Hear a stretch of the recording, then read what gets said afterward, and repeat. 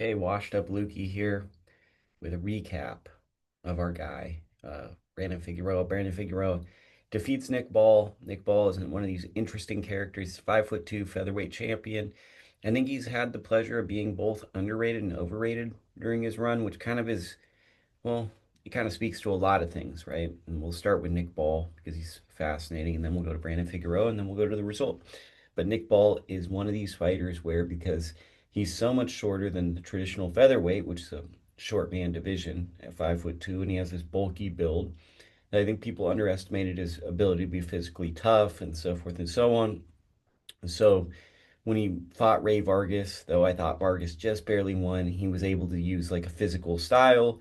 It's a style that I think a lot of fans are drawn to because it's more an action-packed style. So if you're more of a fan than maybe like a you know objective watcher, you're probably pretty drawn to that style because Ray Vargas is more of, I'm going to try to win at any means possible, and I'm not necessarily going to give you like a fan friendly fight. And then he goes into a fight with Raymond Ford, wins that fight, pretty close fight, but it was pretty impressive that he fought two of like arguably the best guys in the division and had really, really competitive fights with him, arguably won both fights.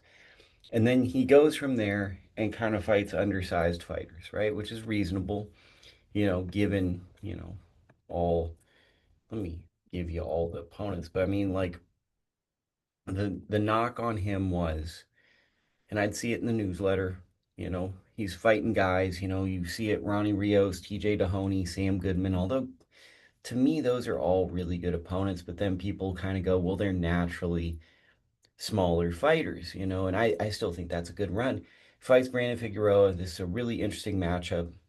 And then Figueroa, now training with Manny Robles, a really underrated trainer. I remember when he had Oscar Valdez and Jesse Magdaleno was on a real big run, and then, things just changed really quickly. And that's just how the sport of boxing is.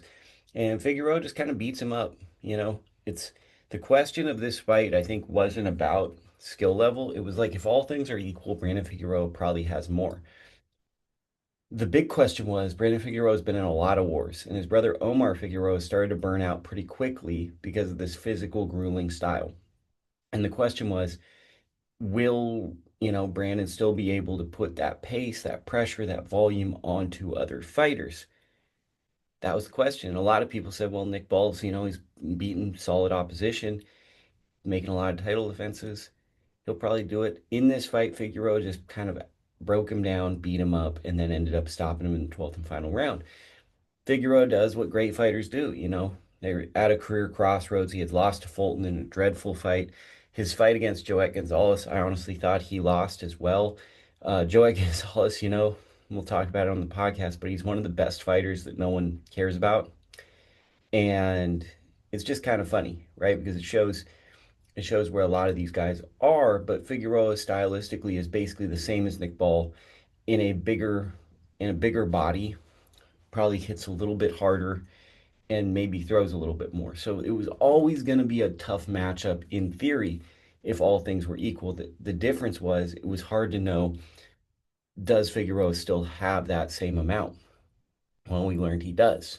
So Figueroa becomes capital G guy.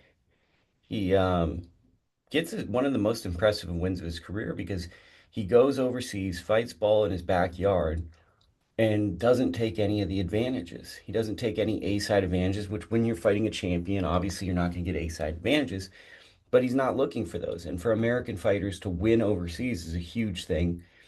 Two division title holder, interesting figure moving forward, makes great fights. Who knows how far he can go, but to me, this changes the course of his career because he went in and fought an established guy, a guy who was on a run, a guy that we thought could be pretty promising. Who knows where they go? Ball was starting to approach that half a decade mark, 3, 4 years of holding a belt, and he beats him. So I think that you can't downplay that, and you can't downplay the importance of what he accomplished in this fight. Undercard, Andrew Kane, Jair Gonzalez. Gonzalez was really close to stopping Kane. And then in the following round, Gonzalez did not get any benefit of the doubt when he was hurt. The fight was stopped pretty abruptly in the ninth round. Just frustrating. It's frustrating because even if there's nothing that's wrong, it just feels unfair. It feels unfair that Kane is dropped twice, hurt, and then the minute Gonzalez has any adversity in the fight, he's not given that same right, basically. He's not given the ability to fight back at that point. So it's frustrating to see that.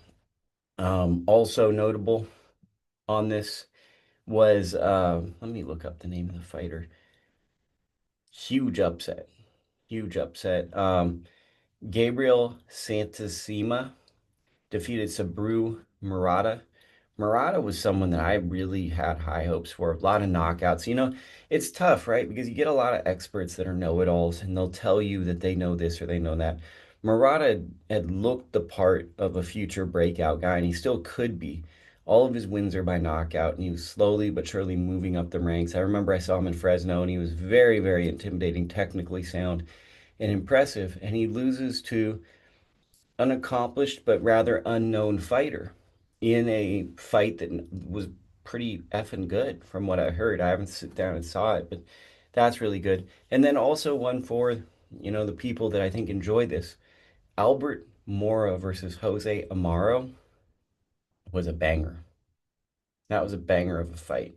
Amaro reminds me a lot of Luis Alberto Lopez, Venado Lopez.